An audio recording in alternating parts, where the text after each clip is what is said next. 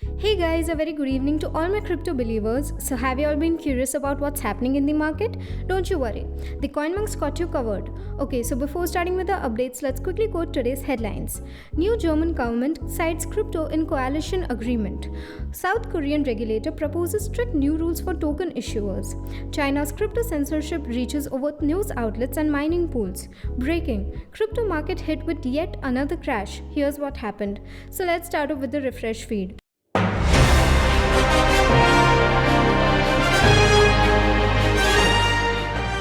Firstly, the new German coalition is aiming to make the European financial market supervisory law fit for crypto assets and businesses. It's interesting how Germany is quite ahead of most in its technology and it's adopting a new way to deal with crypto. I wonder what their next step would be. Anyways, let's have a look at this current situation. Crypto was mentioned in the new German government's coalition agreement, which advocates for a level playing field between traditional finance and creative business models. This week, three German political parties reached an agreement on a coalition that would see the left-leaning Social Democrats, the Green Party, and the right-leaning Free Democrats take power in December. The alliance calls for a new dynamic in regard to the benefits and hazards from new financial innovations such as crypto assets and blockchain enterprises, according to a rough translation of the 177-page agreement issued on November 24. In order to ensure holistic and risk-adequate oversight of new business models, we are adapting European financial market supervisory regulation to accommodate digitization and complicated group structures. We need joint European supervision for the crypto sector. We oblige crypto asset service providers to consistently identify the beneficial owners, the agreement adds. The document states the EU supervisory authority should not only take care of the traditional financial sector but also prevent the misuse of crypto values for money laundering and terrorist financing. MICA, in particular, proposes to create a regulatory framework for the crypto assets market that fosters innovation and draws on the potential of crypto assets as drafted by the European Commission in September 2020. While the European Parliament must yet ratify it, if it is passed, it will subject crypto asset issuers to more strict standards, but NFTs and utility tokens will be exempt from the rule. So moving forward, the next one is coming from South Korea. The FSC wishes to establish a system that would recover illegally gained funds, dole out criminal punishments, and protect investors from future malfeasance. Now this is great. Hackers and the scammers would be highly cautious before annoying public. The Financial Services Commission of South Korea has released a paper laying out its new definition of cryptocurrencies as well as proposed procedures for token issuers and penalties for non-compliance. Individuals or platforms that mint non-art NFTs for trade as well as decentralized finance projects could face onerous regulations under the proposed guidelines.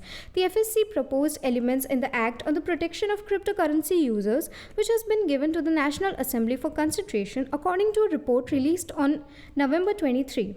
It lays forth guidelines for token issuers who want their tokens to be sold on Korean exchanges, as well as potential penalties for individuals who the FSC deems are making undue profit through market manipulation or trading on unreported information. The research begins with ICO operators, decentralized autonomous organizations, and NFT minting services, which are all token issuing firms. The FSC would require these companies to produce a white paper having a positive rating from a reputable token evaluation service, have the project legal reviewed, and provide regular business updates to users. Previously, the FSC had not recognized NFTs as assets to be regulated, but that decision changed earlier this week. It also considers privacy tokens such as Monero and stable coins such as Tether to be cryptocurrencies, while central bank digital currencies are not. So moving forward with our next segment, Chain News, one of the major Chinese crypto media outlets, is shutting down. The domains of major crypto mining pools have almost simultaneously become inaccessible for normal China IP addresses. Well, will this mark the end of crypto for China? I don't really think and know, but let's have a look at this present scenario. In an effort to limit Chinese citizens' exposure to the crypto market environment, China's internet censorship engine has expanded to cover crypto media outlets and mining pools. Chain News, a significant Chinese crypto media site that has been around since 2017, is currently closing down all content creation and distribution methods. According to a China Telecom document acquired by the ban, Chinese internet service providers have taken additional steps to detect and block domestic minor IPs from connecting to major mining pool services. These actions show that China is not loosening its grip on the crypto industry despite the fact that its most severe crackdown efforts, which have been ongoing since the summer, have already dampened retail interest and forced businesses and executives to either cut ties with the Chinese market or relocate physically. At least three major Chinese language crypto media outlets, Chain News, ODaily, and Blockbeats, lost access to their mobile applications and web domains almost simultaneously earlier this month. Since then, they've moved to new web domains and switched to their official Telegram channels to disseminate news flashes to subscribers. Despite this, Chain News' editor-in-chief announced in his WeChat news feed on Friday that the site is shutting down completely, expressing his sincere gratitude to everyone who has supported it over the years. Other publications such as ODaily and Blockbeats are still active on new web domains, but their mobile apps are offline, limiting their mobile readership. This comes months after China's Great Firewall restricted major market data sites like CoinMarketCap, CoinGecko, and TradingView. So moving forward with our last segment, the fear-mongering continues to affect the fourth quarter's crypto bull, this time around because of South Africa's exclusive warning about a rapidly spreading new coronavirus. With the steep drop in global stock markets and the US stock exchange futures, cryptocurrencies also bore the bun. So let's have a look at the crash data. Bitcoin plummeted over 4% according to CoinMarketCap, the oldest cryptocurrency, with a price of $54,000 and a market worth of $1 trillion at the time of reporting. Following Bitcoin's crash, Ethereum's price fell by 4.6% to $4,000 at the time of writing, with a market worth of $485 billion. Traders are panicked, as evidenced by the $342.8 million one-hour liquidation, according to CoinGlass statistics. This is the second time this week that the crypto market has experienced such dramatic swings due to herd fear.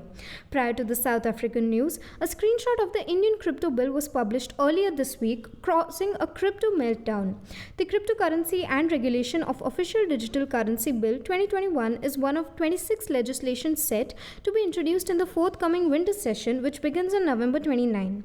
However, as the market began swamped with predictions about a crypto ban due to the misleading brief in the screenshot, crypto became the center of attention in India this winter. These speculations caused an overnight pain-selling wave, resulting in a severe drop of over 20% in the price of Bitcoin and several other top altcoins, including the internet-famous meme coins, in an overnight crash on exchanges like WazirX. Global markets, on the other hand, remain mostly unscathed, as evidenced by CoinMarketCap statistics. Furthermore, inside sources revealed to local news that the law does not aim for an outright prohibition, but rather a regulating structure will be in place to prevent crypto from being misused. According to News 18, the government is concerned about cryptocurrencies' underground transactions, particularly its role in Hawala and terror funding. A strict mechanism will be in place so that law enforcement agencies can trace the origin of cryptocurrency used for illegal or anti-national work. So we would now wind up with our assessment for today evening and meet you all tomorrow with even more interesting stuff. Until then, you may consider joining our Telegram channel for free crypto signals, visit our blog linked below for guides, reviews and tutorials, and subscribe to the channel and get daily updates about the crypto market. Lastly, with this little favor of CoinMonks, we hope you stay updated. Thanks for watching and have a nice day ahead.